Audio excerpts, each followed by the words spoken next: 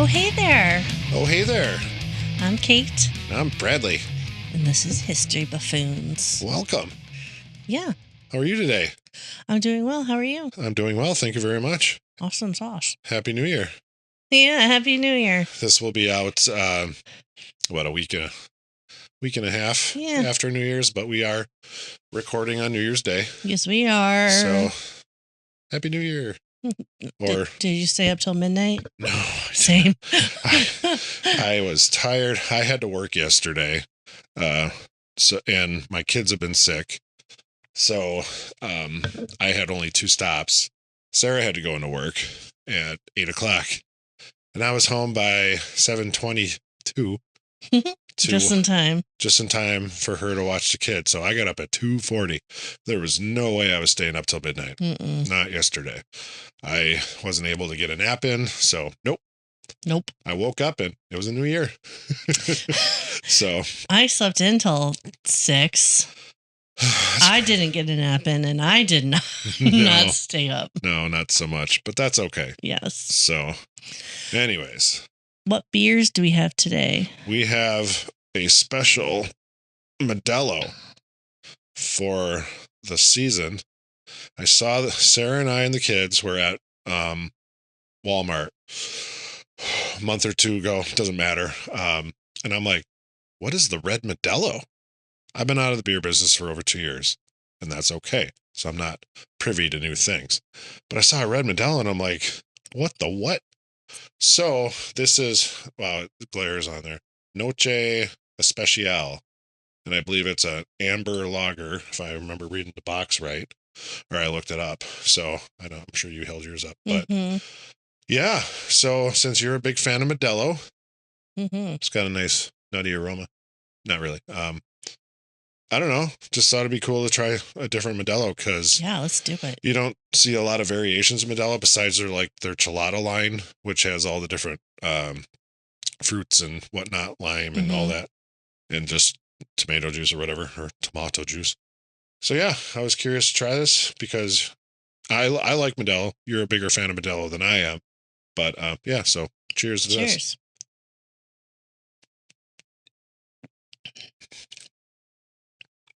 That's not bad.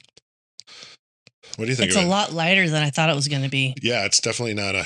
It's not a heavy. It's got a nice amber at all. It's got a nice flavor to it, though. I will definitely drink those. It's almost got like a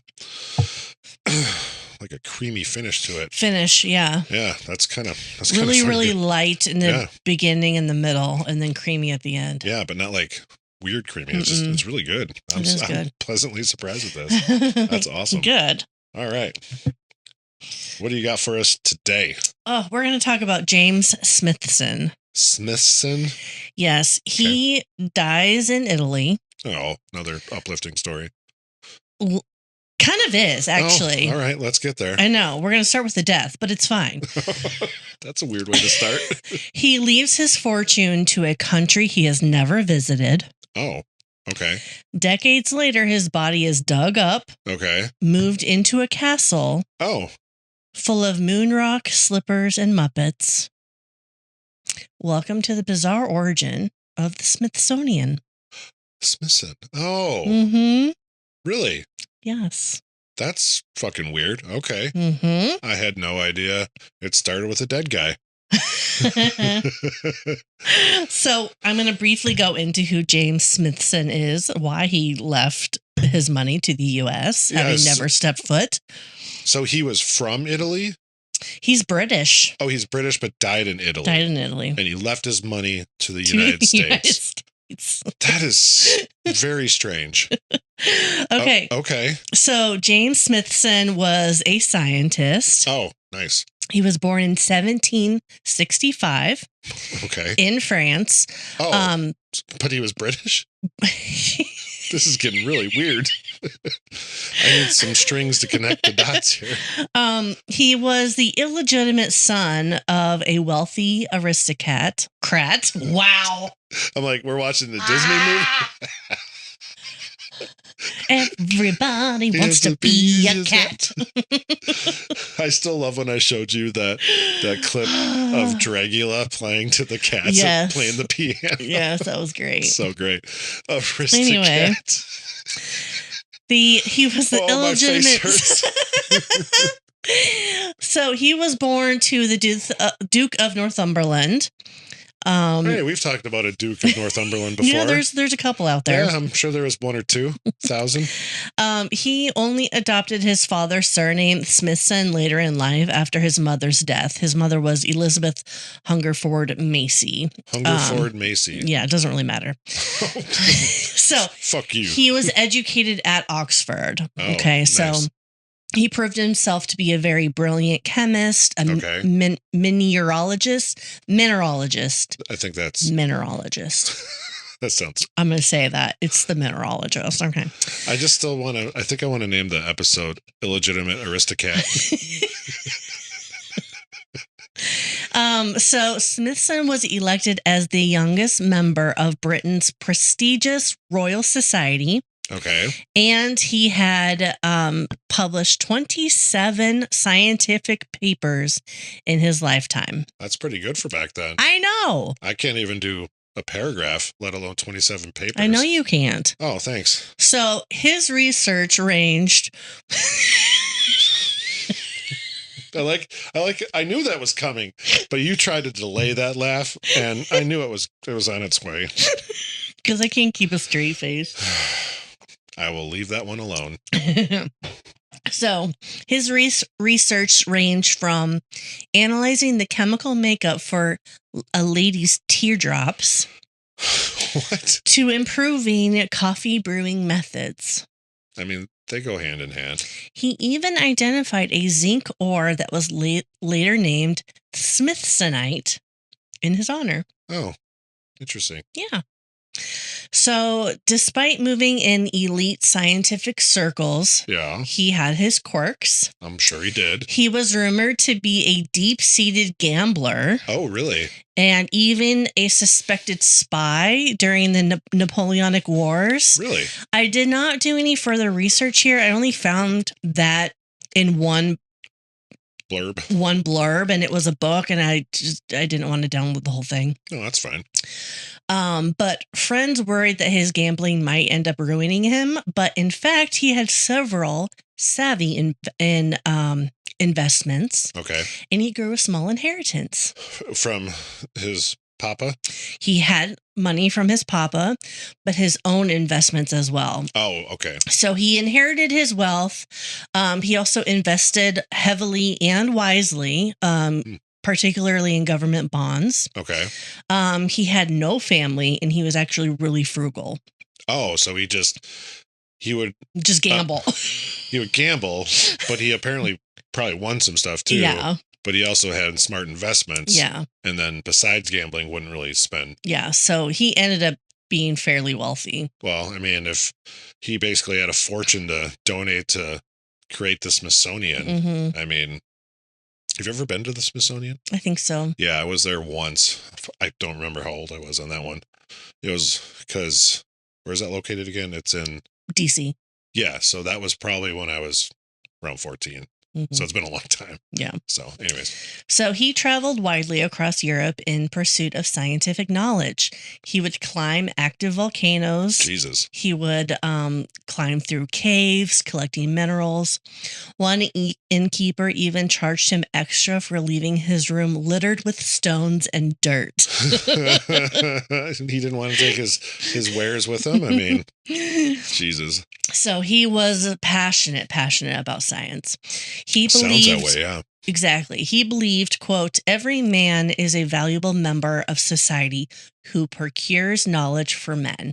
Okay. He never married. He had no children.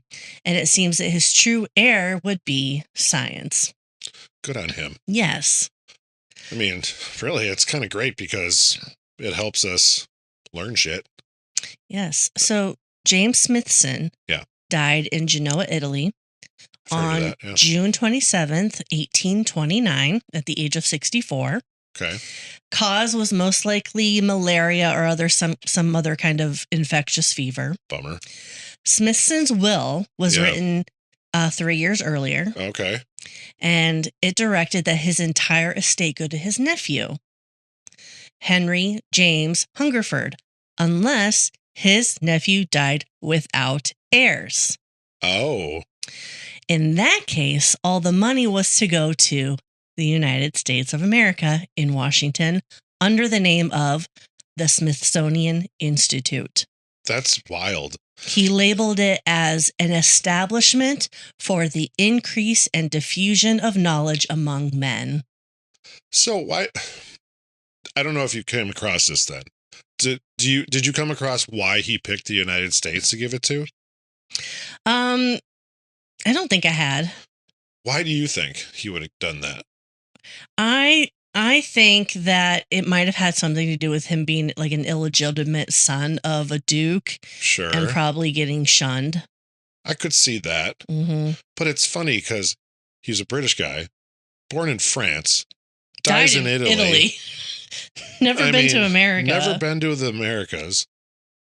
It's just, it's funny how he's like, yeah, that's where it's going to go. Send this to DC. Yeah. It's like, wait, what? Yeah. It's great because now we have the Smithsonian Institute. And I'm wondering if it has something to do with like British versus America and that whole shebang. And it very well could have. Yeah. And maybe it was a final fuck you for being illegitimate and kind of shunned from the British elite or whatever you want to call it. I could see that being maybe a possibility, but it's like, I mean, it's not like DC at that. What year was this again? It was around 1829. Is that when he died? That's when he died. But when did his nephew die then? He died 6 years later. Oh, so not that much longer. No. Okay. Ooh, excuse me. I heard that one through the microphone. So his nephew did inherit the money. Because they aren't going to know that his nephew's about to die in 6 years. So yeah, his money was given to the nephew. But he didn't have an heir then, apparently, right? Yeah, so while he had the money, he lived large in Italy, Paris. He would spend freely on travel and horses and luxurious lifestyle items. This is the nephew. Yes, he had no job, no ambition. He didn't invest, didn't marry, had no children. And then he died in Pisa in 1835, having burned through a portion of the estate already. It's amazing everything you listed, and there was still some left. Oh, so there's a lot left. He had a vast fortune then. Yes. That's crazy. Yes. So after he died in 1835, unmarried and childless, this triggered Smithson's strange bequest. Suddenly, the United States had Smithson had no physical, personal, mental ties, nothing. And all of a sudden, the United States is made the beneficiary of roughly 100,000 pounds. Which was? Back then. No, I know. $508,000. That's quite a lot of money in today, 1835. $17 million. Holy fuck. Mm-hmm. Wow. Back then, it was a sum equal to approximately 1.5% of the entire U.S. federal budget at the time. That's crazy. So how much do you think they would have had of shitty Henry nephew? Probably 20 million, maybe. Didn't blow through a bunch of shit. Yeah. And, lived like a douchebag. Well, I mean, he lived it up. Yeah. I guess I can't blame him. Maybe he died happy. We don't know. Let's hope so. Here's to you, Henry, for hopefully dying happy. But wow. Yeah. All right.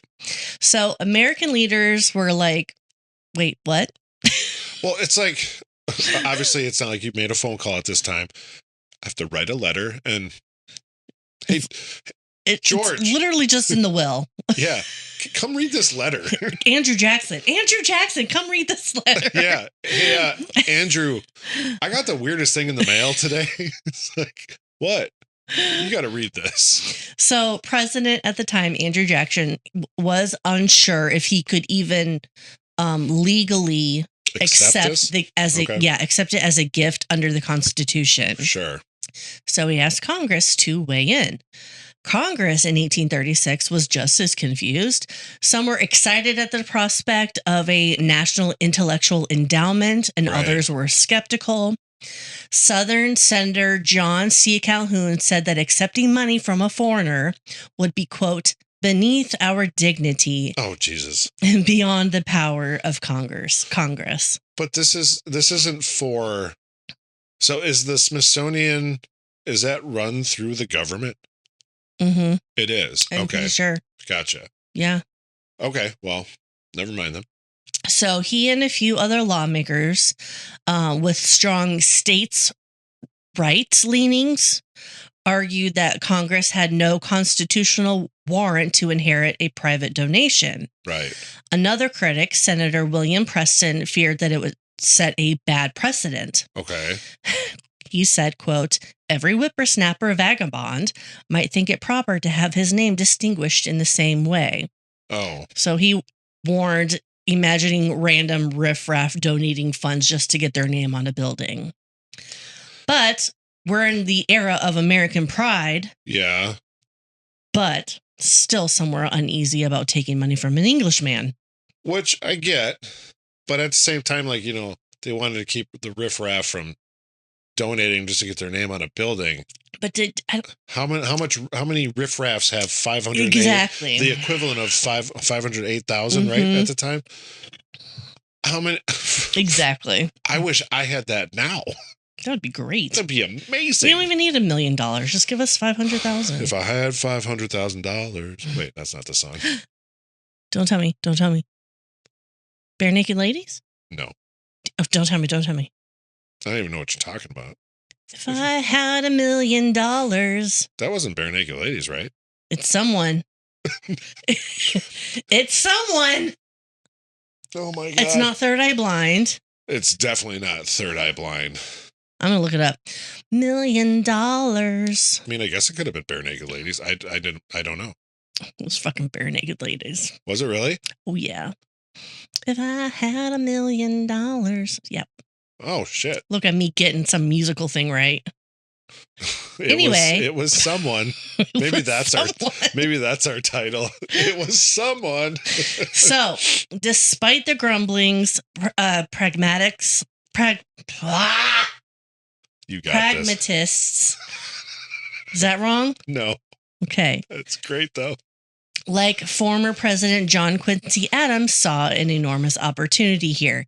Adams chaired a House committee to determine what to do with Smithson's inheritance, and he became the voice.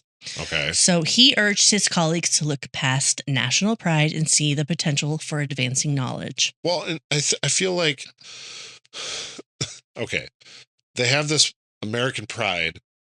Can't take money from a foreigner, but you're not. This foreigner He's gave it giving to you money, yeah. to start this important thing in your country, because he basically said, "Fuck you" To mine. to Britain. So Mm-hmm. look at it that way, which hopefully Senor Quincy I mean, did. we kind of know that they did. Well, I mean, I've been there, and I wasn't born 200 years ago. So Quincy Adams said, quote, if it should continue essentially to the increase and diffusion of knowledge among men, to what higher or nobler object could this generous and splendid donation have been devoted? Right. Adams to Congress in 1839 persuaded this reasoning, Okay. and Congress voted to accept the gift. Aw. In July of 1836, they officially authorized the donation. President Jackson So you said in 1836 they officially did, and then you just said 1839 before that. Oh, my apologies. So that was just a misspeak? I think so, yeah. Okay, sorry. I Yeah. just felt like, wait, how do we go back in time? So President Jackson dispatched diplomat Richard Rush to London Okay. to secure the funds. So was this sitting in a bank like accruing interest at the time? So not initially, Okay. but this is where that changes. Gotcha. So Rush spent 2 years untangling legal red tape in England, Okay. including fending off a lawsuit from Smithson's late nephew's mother, who tried to claim the money, but ultimately the case was his case was won in court because, dude, you're not part of the will, so no, it's not going to go to you. And that's the thing. Look, read the fucking will, lady. Yeah. You're not Henry. He died. You're not an heir of Henry. Mm-hmm. Fuck off.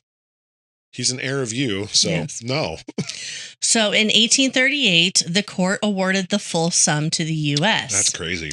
Rush personally oversaw converting the estate to gold sovereigns. Okay. Which were gold coins worth £1 sterling. Okay. And he even put up a $500,000 bond of his own. Oh, wow. To guarantee that he wouldn't bolt with the cash. Well, sure. I mean, that's pretty smart. No, that's brilliant because otherwise they could be like, this dude just took off with all our fucking money. Yeah. He's living in Timbuktu. I'd pick a nicer place. So by late 1838, 104,960 gold coins, his Smithson's legacy in hard currency, were packed into 11 boxes and shipped across the Atlantic. Okay, side note real quick. At the end of Aristocats, do you remember what happens? Mm-mm. The butler who tried to off the cats, basically. Yeah. Falls into a box and it's sent to Timbuktu. That's right. It was. That's funny. Sorry. Totally want to watch that movie now. If you want to watch it with my daughter, she likes that movie. Xavier used to love that movie. So they arrived in New York City in 1838 aboard the ship Mediator. The Mediator. And then promptly forwarded it to Washington. Okay. The United States had the money in hand. Now came the hard part. What are we going to do with this? Well, he was kind of specific. Build me a building, put my fucking name on it. But what's the building going to be? The Smithsonian Institute. But what's inside? We don't know yet. So once Smithson's money was secured. That's that sausage ring still. I had brunch with my mom. Wow. Take a swig. Yeah. Great going down, not so much coming up. Yeah. Congress entered nearly a decade of debate over what kind of institution to create. A decade? Mm-hmm. Holy shit. So we're talking like late 40s now all of a sudden. Mm-hmm. Okay.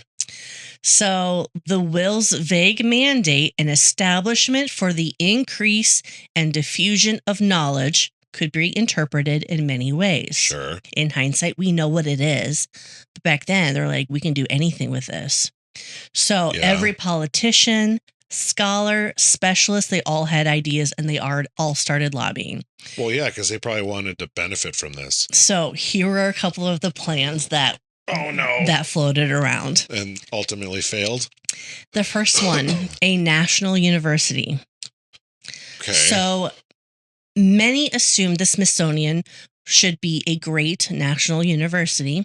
Senator Asher Robbins envisioned consolidating smaller colleges into a large one. Oh, okay. He said, quote, "We have only to tread the path that led the Athenian to its glory," meaning the Athens Academy, which is apparently a thing, something like that. Okay. I don't know. But he wanted to urge America to establish a grand national university for its youth. But others worried a new university might undercut existing colleges or stray from Smithson's intent. I could see that. The next one is a science research institute. Smithson was a scientist. Yeah. So some argued the fund should support original scientific research rather than teaching. So, sorry to interrupt. Did they know, did they get a synopsis of Smithson's life then? Like what he was and everything? They must have had something because they knew he was a scientist. Yeah. So, and they had to get some type of who is this guy? Yeah. Yeah. Give me a sheet on what this dude did. Yeah. They had to have something. They had to have. So, okay. Yeah. So, the influential physicist at the time, Alexander Dallas Back, a great grandson of Benjamin Franklin. Oh, wow. Led a faction calling for a research institute. Okay. He said, quote, "I am most anxious that this fund should furnish means of scientific research in this country." Sure. Back wrote noting that colleges weren't fulfilling that role. Okay. So this camp wanted laboratories, research grants, and published journals to be the focus. Okay. Okay. The next one is a national observatory. Oh. Former President John Quincy Adams was an astronomy buff. Okay. And he wanted to use Smithson's money for a state-of-the-art observatory. I mean, okay. He's lobbying for his own interests. Mm-hmm. Weird. He said, quote, "There is no richer field of science open to the exploration of man than astronomical observation." And this is funny because we're basically saying 1850. We didn't go to the moon for another 118 years, 18 or 19 years. 68, 69. I always forget. So clearly they weren't doing that. Couldn't even fly back then. Mm-hmm. So he just wanted to. But he knew it was going to be a thing. He didn't. He hoped it was going to be a thing. Exactly. He's like, no greater thing than just staring at space. All right. Anyways. Then there was a National Museum of American Everything. So isn't that basically what it became? We'll see. We'll see. Some suggested the money build a museum to showcase the young nation's heritage and natural wonders. Okay. In 1840, Congressman Joel Poinsett and others founded the National Institute for the Promotion of Science with that in mind. Okay.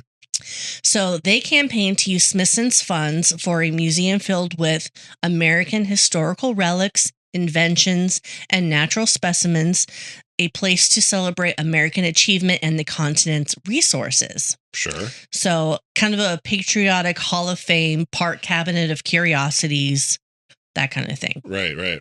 But the National Institute crowd eventually lost some influence. Oh, dear. So then there was the Educational Institute or Teachers College. Oh. Representative Robert Dale Owen of Indiana proposed a Smithsonian school for training teachers, and advancing public education. Okay. His bill envisioned a normal school, a teacher's college, focusing on science and agriculture to spread practical knowledge to the masses.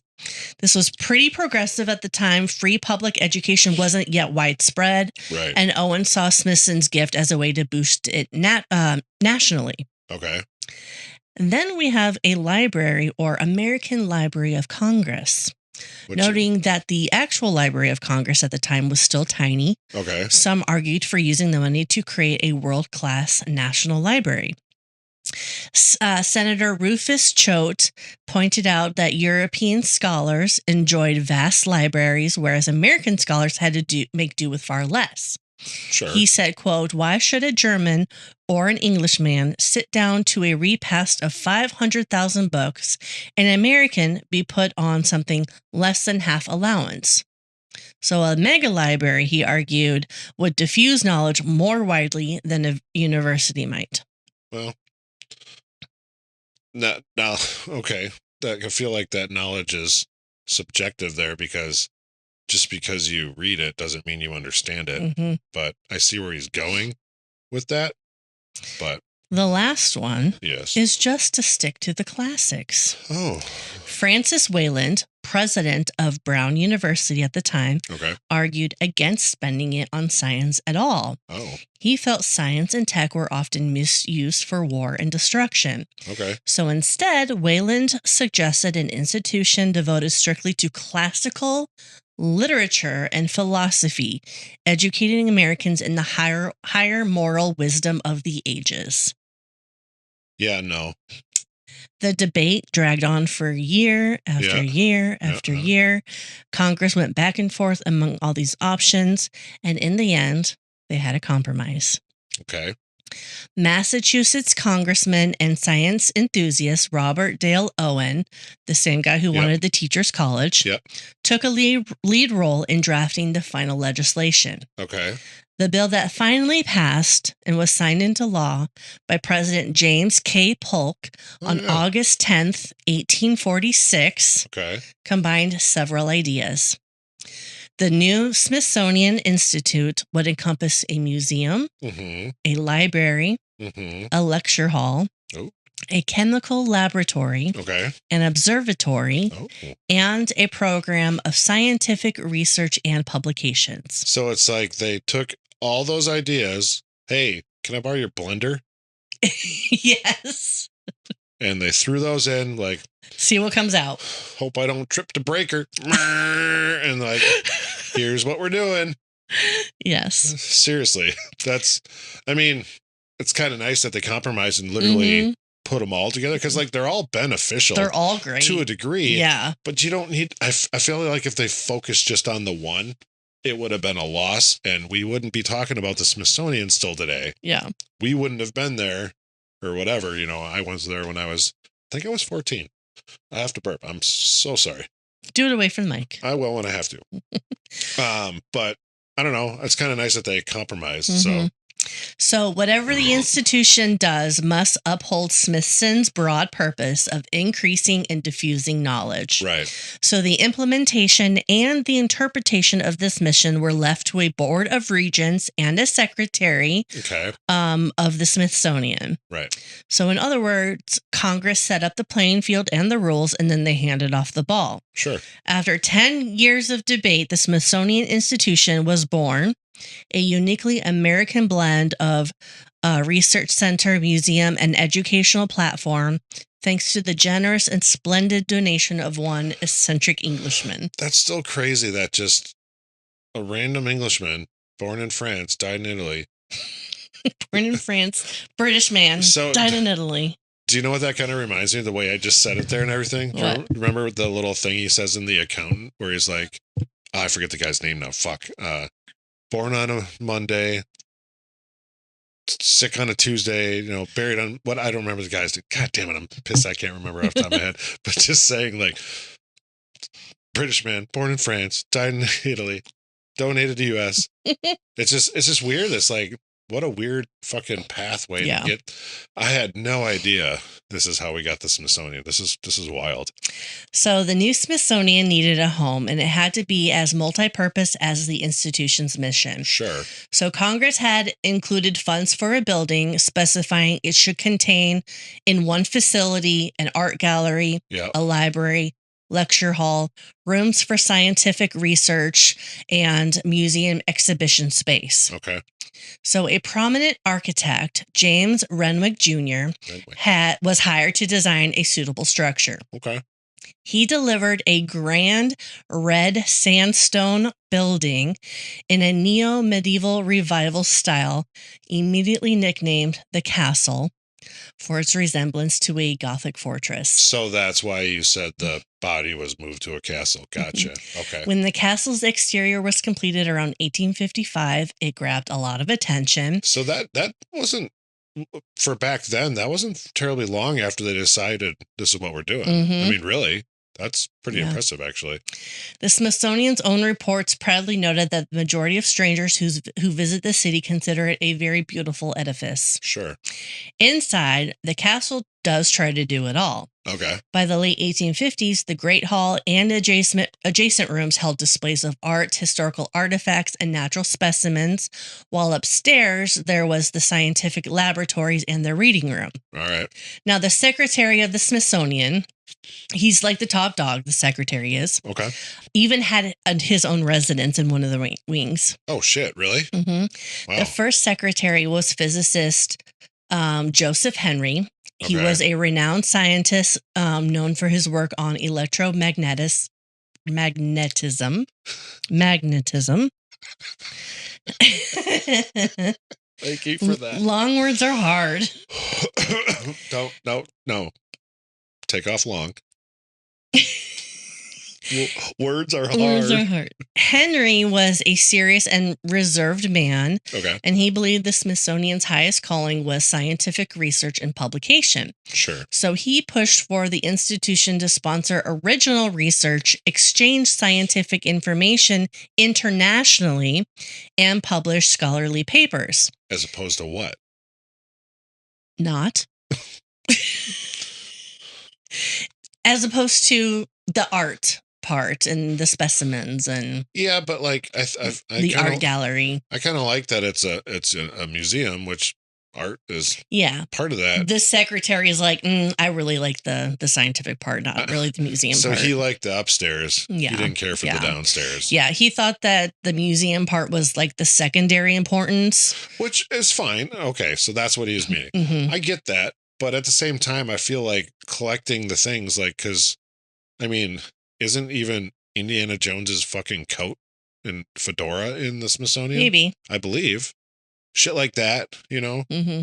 Actually, I saw someone funny, like, they were talking about how it wasn't Indiana Jones, but as somebody got something in the Smithsonian from, like, their show or something. It was very popular.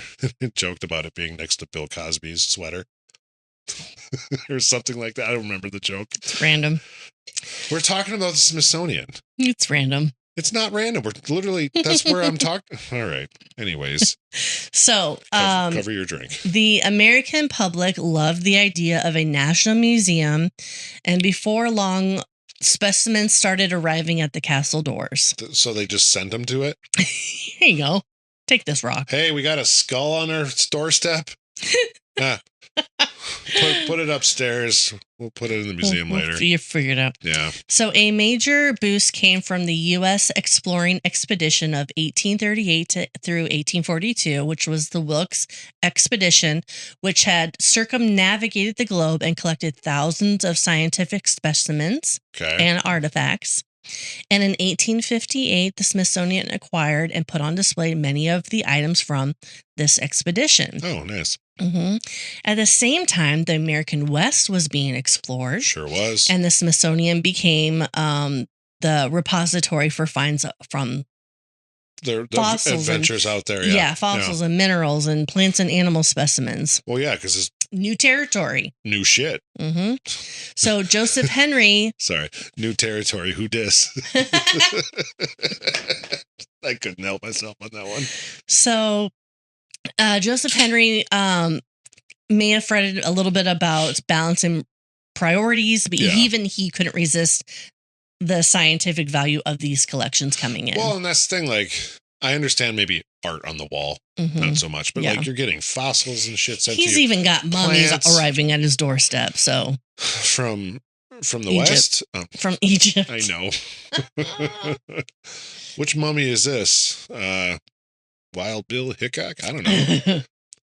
So, a key figure in the Smithsonian's early growth was Spencer Fullerton Baird, a brilliant naturalist who joined as assistant secretary in 1850. Okay. Baird was prodigious collector and organizer. When he moved to Washington to take the job, he literally brought 2 railroad boxcars full of his own zoological specimen collections with him. Holy fuck. Wow. I have a collection of action figures. I don't have 2 boxcars full of fucking zoological things. I have a collection of Pride and Prejudice novels. Yeah, that would take up that much in the Smithsonian. Anyways, that's crazy. He had that much shit. Mm-hmm. He had aspirations to build what he called a national museum. Oh, so he just more or less put his dream to the side and said, let's just focus it into this one. Yeah. Basically. Yeah. Okay. He's he wanted to be director one day. Sure. So Baird got straight to work expanding the Smithsonian's collection. All right. He wrote 3,600 letters a year to far-flung explorers and collectors, training them how to gather and ship specimens back to D.C. 3,600 letters a year. Mm-hmm. That is almost 10 a day. Ugh. And that would be one thing if you just hit the copy button. Paste. But they didn't have that back then. Even I would assume typewriters were around then, right? Maybe. Long form. Fucking get my ink and my quill and ink. Where's Johannes Gutenberg? Well, I mean, that was around, printing press. Mm-hmm. I guess he could have done that. So under his watch, shipments of birds, rocks, fossils, you name it, poured into the castle. Wow. So by the time Baird succeeded Joseph Henry as secretary in 1878, the Smithsonian's National Museum collection had exploded to over 2.5 million specimens and artifacts, That's crazy. requiring more buildings to house them. Yep. I don't recall, because again, I don't remember exactly when I was there. Is there multiple facilities? They're not all, are they all connected, or they're just different They buildings? might be connected underground. Okay, fair enough. Yeah.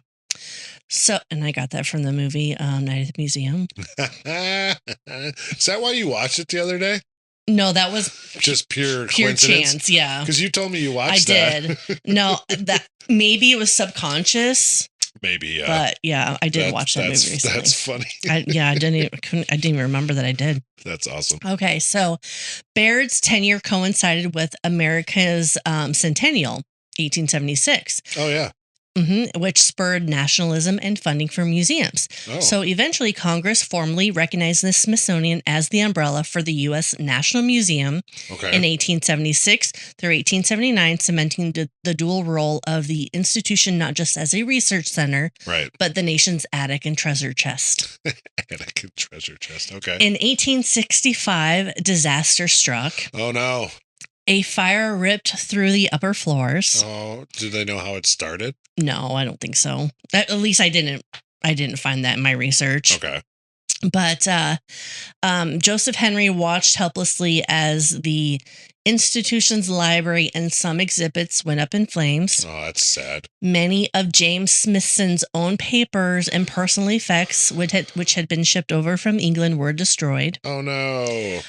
Among the losses, Smithson's wardrobe, including the only 2 pairs of underwear he owned at his death, went up in smoke. He only owned supposedly 2 pairs of underwear? Supposedly. But the Smithsonian rebuilt and persevered with improved fireproofing. Okay. The castle was repaired and continued to serve as headquarters, museums, research lab, library, sometimes bachelor pad, depending on the secretary, for many more decades. Yeah, okay. Until the Smithsonian's expansion eventually spread its collections into numerous specialized museums along the National Mall. Gotcha. Okay. So through those early growing pains, the institution Smithson founded evolved into a uniquely American blend of learning and accessible public wonder, just as he might have hoped. Right. A place to increase and diffusion of knowledge. That's awesome. From the beginning, the institution amassed an eclectic hoard of artifacts spanning art, history, science, and pop culture. Yep. Today, it's the world's largest museum complex with around 155 million items. Holy Christ. Including some of the most famous objects on the planet. Like? The Smithsonian holds everything from ancient Chinese bronzes to the actual Star-Spangled Banner, the huge 1814 American flag that inspired the national anthem, from a 3.5 billion year old fossil, one of the oldest fossils ever discovered. What's it a fossil of? I didn't look into it. Come on. To the Apollo 11 command module that carried astronauts back from the moon. I knew that, yeah. Also included. Yeah. From 1939. Oh, good year. Dorothy's ruby slippers. Yep. The ruby red slippers worn by Judy Garland in The Wizard of Oz reside in the National Museum of American History. The pair on display is actually mismatched. Yeah. One shoe is a half size larger than the other, but we don't care. No. The iconic shoes were so beloved that in 2016, the Smithsonian even ran a Kickstarter campaign to raise funds for their conservation, which met its goal. Oh, I mean, yeah, fans of the movie. Oh, yeah. Especially with the popularity of Wicked these days. Yeah. So, yeah. Okay. Then we have the Hope Diamond. Yes, that's right. A 45.5 carat deep blue diamond. Yeah. Arguably the most famous and notorious gemstone in the world. Right, yeah. It was worn by French kings, stolen during the Revolution, sold to heiresses and kings, and rumored to carry a curse and bring bad luck to its owners. Didn't look into it. In 1958. Oh my God. New York jeweler Harry Winston decided to donate the Hope Diamond to the Smithsonian National Museum of Natural History, and he sent it through the U.S. mail. What the fuck? He wrapped the $350 million jewel in brown paper, put it in a box, and paid $2.44 in postage and about $140 for insurance, and mailed it to Washington, D.C., where it arrived safely. Wonder how he got his hands on it. That'd be interesting. Yeah. The Hope Diamond is now on permanent display. Well, yeah. Mm-hmm. I mean, what's the value of that, I wonder? Well, it was at the time it was $350 million. So and that was in the 50s, you said, right? 58. Yeah. Mhm. So Yeah. it's got to be at least 356 million now. And then we have the Muppets. Yep. The Smithsonian has Kermit the Frog and Friends. Like the original. Jim right? Henson's original Kermit puppet, fashioned from an old coat and ping pong ball eyes, Yep. was donated to the Smithsonian in 1994 That's cool. and has sat happily on display. But poor Kermit was solo for a couple years. Oh, no. Until Miss Mhm. Piggy showed up? Until 2013, Yeah. Henson's family donated a whole troop of Muppets, That's awesome. including Miss Piggy. Well, duh. To welcome Miss Piggy in true diva style, Oh, dear.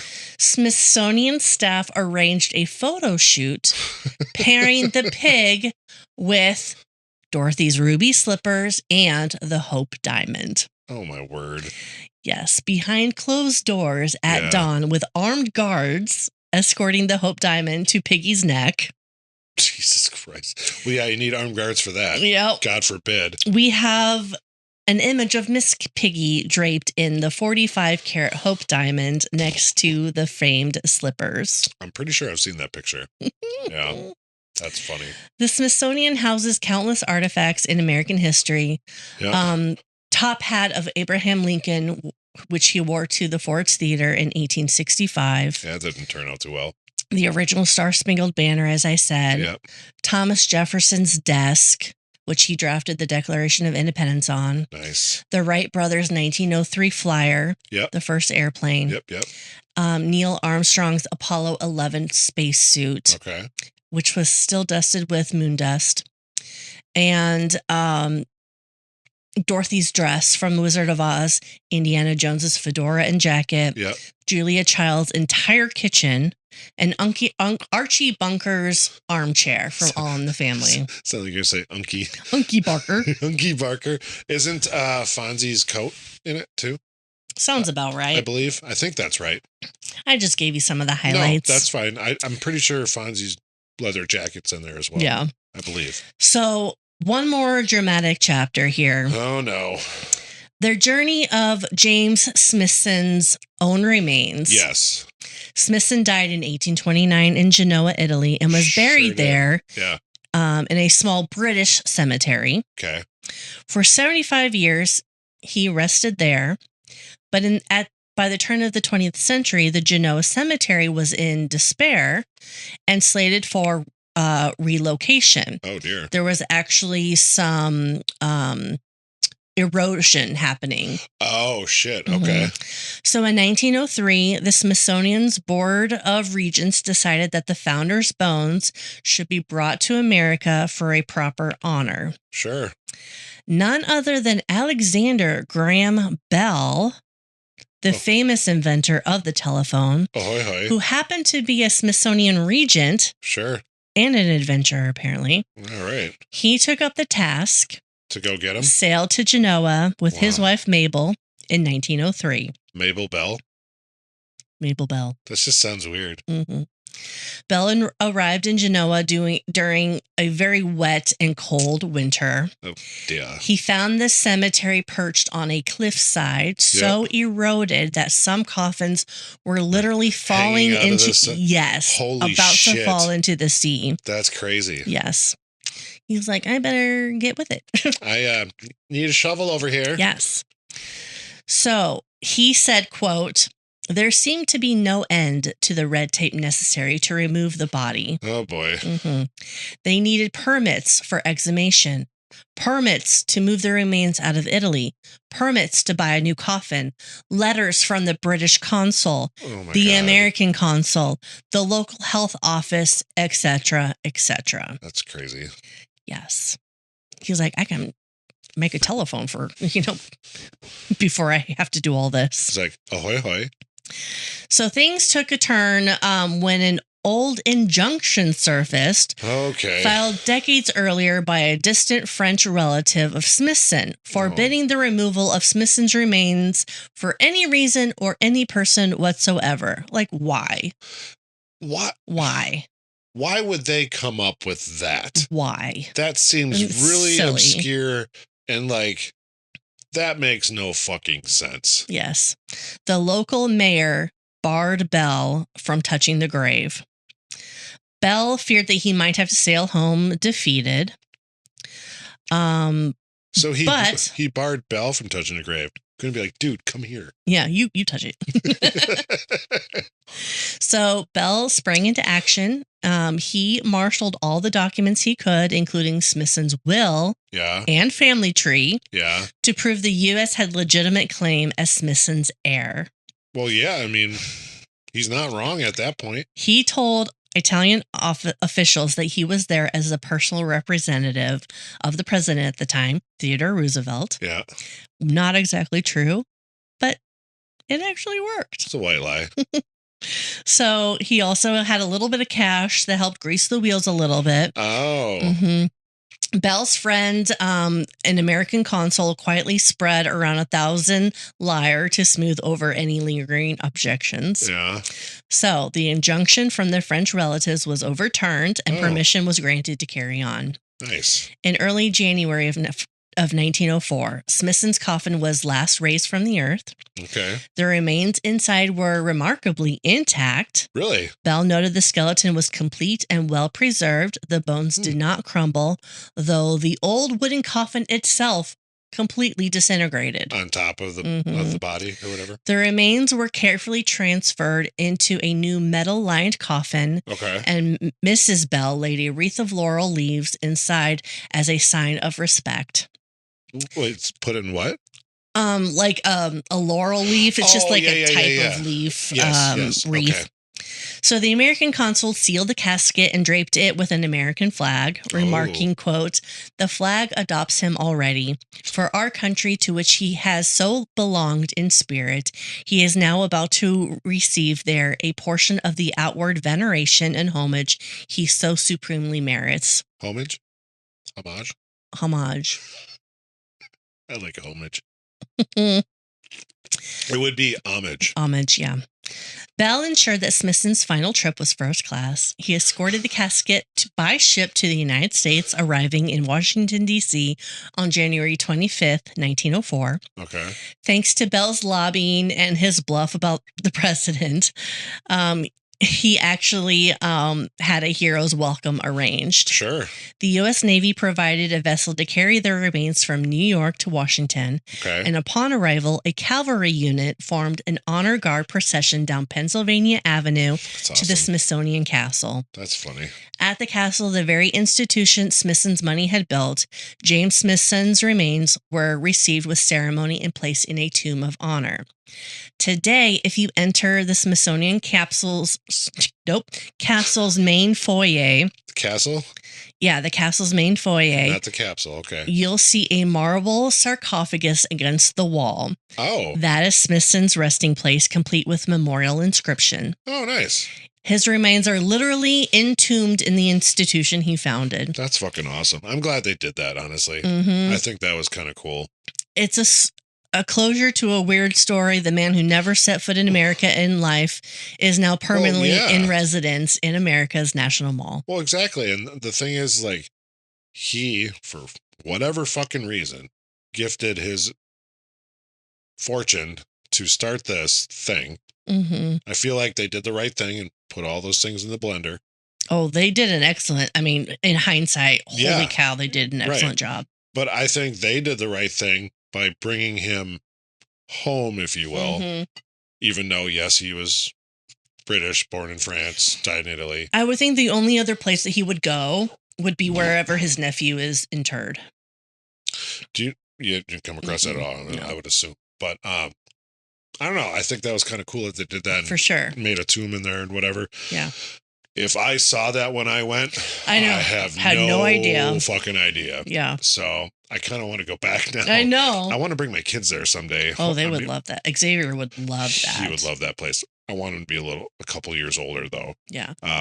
Especially because of Vesper, but yeah, I definitely want to bring the kiddos to Smithsonian someday because Yeah. I would love to go back as well. So. As an adult, yeah. Yeah. Well, that's like even my brother lives in Maine. He just was in for the holidays, Christmas, and he wants me to come out and visit him. I want to come out and visit him.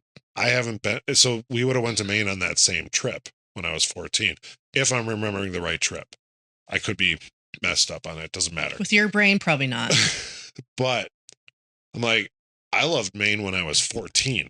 I can only imagine how much I'm going to love it as a fucking adult because I have much more appreciation for the beauty of the landscapes and all that and whatever. And I loved it 32 years ago. Fuck, I'm old. And whatever. But anyways, so I can only imagine like what I would like, how much I would like the Smithsonian too. Yeah. So, but yeah, I want to bring the kiddos there and obviously I'd love to go. So I'm sure I'll have to ask Sarah. I guess I don't recall. Smithsonian never came up in the courtship. So I don't know if she's ever been there. I'll have to ask her. So the courtship. Well, I mean, right? Okay, so what did you think of our new Modelo, the red Modelo? I really liked it. I really like it too, and I'm so glad you only had one because I want another one. Well, I'm going to have another one too. I did not have my bottle opener over by me, and plus they're in that fridge. So I had my backup beers. Yeah. Yeah, I really like the Modelo. It's a little heavier than classic Modelo, but it's not like heavy. It's not heavy at all. Mm-mm. And I really like that kind of creamy finish to it. Yeah. The initial flavor to it. It's really fucking good. Yeah. I am glad that we've came across that.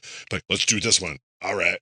So, by the way, the book that you got last Christmas, the history book that your in-laws gave you. Yeah. That's where I got this story. Oh, no way. Mm-hmm. Oh, super cool. Yeah. Yay. It came to fruition. Oh, yeah.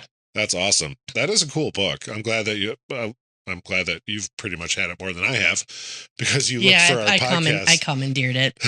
I look through and be like, that's a good story. I'll highlight that. Or I dog ear the pages. I don't highlight. I dog ear. I don't dog ear. Do you really? I don't dog ear or highlight. Tell me the truth. I just memorize the page numbers. Do you dog ear the pages? I dog eared the pages.